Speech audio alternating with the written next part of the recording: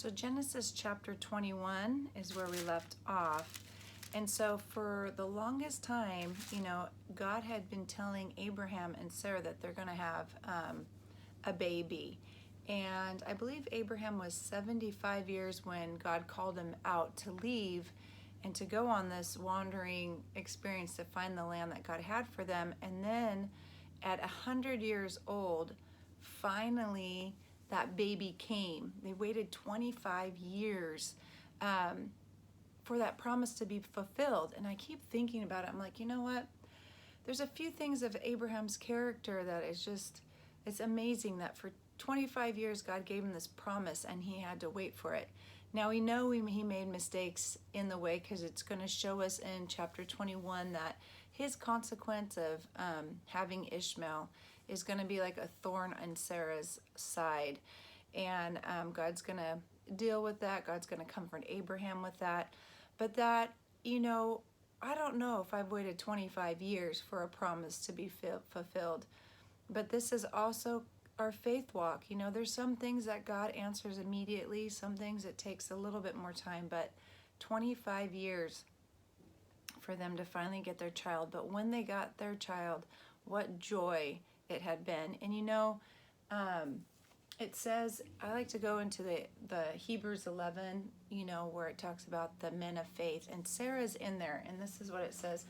Hebrews 11 says, and by faith even Sarah, who was past childbearing age, was enabled to bear a child because she considered him faithful who had made the promise. She considered God faithful, and she was able to bear. She believed in the faithfulness of God, and that's what he was revealing to them, like, I'm going to do this.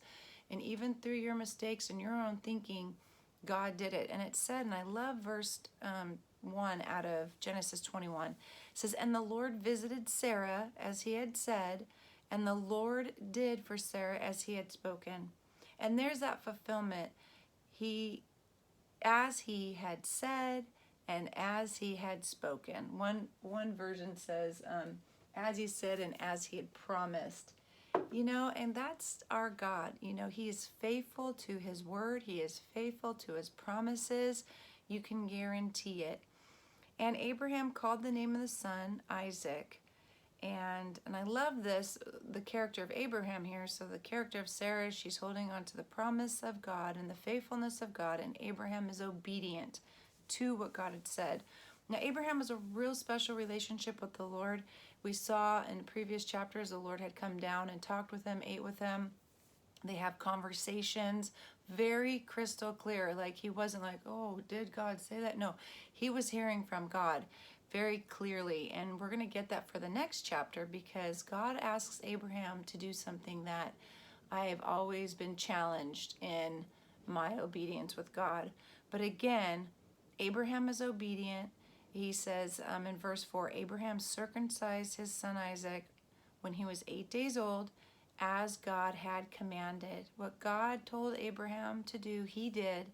And the Jews, even in Jesus's time, Jesus went to the temple on the 8th day when he was circumcised. And so they continued to go on with this tradition. The law hasn't been given yet here. It's just God and Abraham walking faithfully together, and God just instructing him and Abraham obeying. So go Abraham. I don't have that much. I don't think I'm as obedient as Abraham is, for sure, especially when we talk about chapter 22. And then Sarah, she says, God made me laugh, and all who will hear me will laugh with me. Because that's what Isaac means, is laughter. And, the one time she got caught laughing in the tent. Now she's saying, oh, the Lord's made me laugh now. I thought that was funny. I was like, okay, Sarah. It is kind of crazy. She's like 90 years old having a kid. It is a crazy thing. I'm trying to look up the name here, but that's okay. Okay, so what else happens in this chapter? She says, okay, so verse 7, and she also said, who would have said to Abraham that Sarah would nurse a child? For I have borne him a son in his old age. And so In that culture, if you were barren, it was considered a curse. And we know, she wasn't the only one who felt like this. You have Hannah in the Bible. You also have John the Baptist's mom, Elizabeth. She was old. I don't know how old Hannah was. She just couldn't have kids until Samuel came. But even that, God understands your pain. If you're not able to have kids or haven't been able, God understands, God knows. And for these special cases, God wanted these sons to be born for a specific purpose. And so the child grew and was weaned. And then Abraham made this great feast. And Sarah saw that Ishmael was scoffing.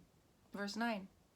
So Abraham's first son was Ishmael, and it was made through a Egyptian servant. And that was Sarah's idea. She's the one who contrived this idea when she was probably having that lapse of faith. And because of that, Abraham listened to her at that time, and Hagar bore a son, Ishmael. And he was about 13 years apart from Isaac. And Sarah was, we already saw Sarah treated her pretty poorly before. It was a thorn in her flesh. She made a mistake, but it was a mistake that was going to last forever, and her memory of it. And so she went to Abraham. She says, cast out this bondwoman and her son, and the son of this bondwoman shall not be heir to my son Isaac. And so now Abraham is caught between these two sons, these two women, and God comes to Abraham, because they're both his sons. Sorry, Sarah, you messed up. Hagar has a son through Abraham. So God says to Abraham, hey, don't let this be displeasing to you. Listen to Sarah. And it is true, Isaac, your seed shall be called through him. And that's like the 10th time he's reconfirmed this covenant to Abraham. He says, yet I will make a nation of the son of the bondwoman, because he is your seed. So God's saying, hey, Abraham, it's going to be okay. I'm going to take care of him. I will make him a great nation, and you don't have to worry about that, but you do need to send him on. This is not going to be good. They're going to split ways. They're going to split companies, and sometimes God does that for a reason. We saw Abraham and Lot split companies because their land was getting, their sheep were getting too full for the land. So Abraham rose early in the morning, took the bread and gave it to her, and sent them on their way. And she departed and wandered in the wilderness of Beersheba. And, Hagar has already gone off before, and God has already spoken to her to return back to Sarah. Now God is going to show up again. And I thought, what, that is such a beautiful thing, that here she's an Egyptian. She's not even an Israelite, and God is still going to her. And so she goes, and I don't know how long or how old they were, but it was at a point where she thought her son was going to die. She just didn't know how to navigate through the wilderness, didn't know where to go, what to do. And she thought he was going to die, so she sticks him by a tree, and she just walks, at a distance and sits. And God hears her voice, and God heard the voice of the lad. So the boy starts crying. And the angel of God came to Hagar out of heaven and says, what ails you, Hagar? I love when God asks us questions. It's like, is it not obvious? I'm dying here in the wilderness with no water and food. But God is like, I'm right here. Just call upon me, guys. I'm right here. And he said, fear not, for God has heard the voice of the lad where he is. Arise. He's basically saying, he's not dead. He's crying. Get up and go to your son, and I'm going to make him a great nation. And so they opened their eyes, and there was a well of water. And she went in and filled the skin with water and gave the lad to drink. And then they continued on. And in verse 20 it says, so God was with the lad, and he grew and dwelt in the wilderness and became an archer. And God was with him. I love that. He didn't just say, hey, go, and I'm not going to think about you anymore. But he said, no, God was with him. And they dwelt in the land of Paran, and he ended up getting married to an Egyptian woman. So that Egyptian mama wanted an Egyptian mama for her son. And so then we have what they are is the Arab and the dominant Arab nations coming from them. So that's what happens. So they kind of go off, and we don't hear from them for a while. And then we're back to Abimelech. So now, see, Abraham is in the land of the Philistines, and Abimelech comes to him with his commander, and he's like, wow, God is with you in all that you do. And basically it says, hey, let's swear a covenant together. And Abraham was like, well, you know what? There's a well here that I dug, and your men have kicked me off this property. And Abimelech's like, whoa, whoa, whoa, I didn't know about it. So then Abraham takes 2 sheep. This is verse 27. I'm not 2 sheep, sorry, it was 7. Took sheep and oxen and gave them, and the 2 of them made a covenant. And Abraham set 7 ewe lambs of the flock by themselves.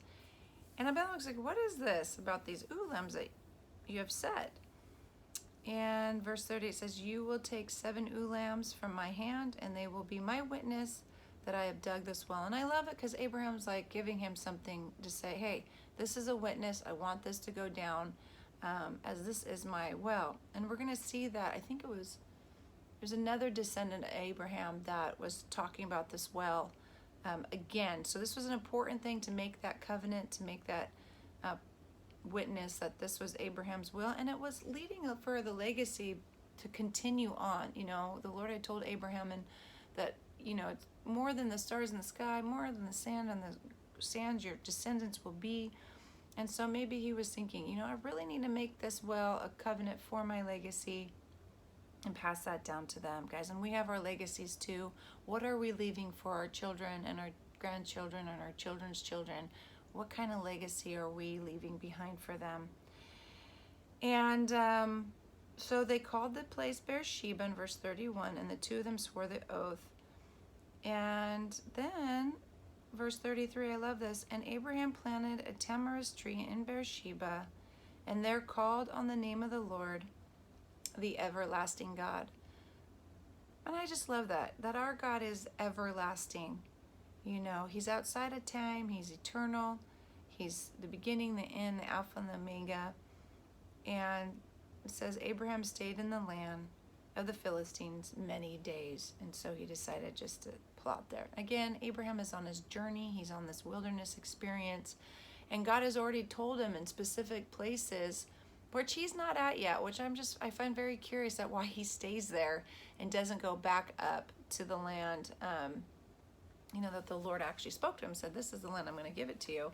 But he likes this one area and he stays down there, and then the Lord's going to call him forth to go. And it's just so interesting, as you're reading through the Bible, time has elapsed here. It says, okay, Sarah had her kid 8 days later, then he's weaned, so you have to understand that as the Bible unfolds, there's a time that we don't get every single day, second by second, play by play.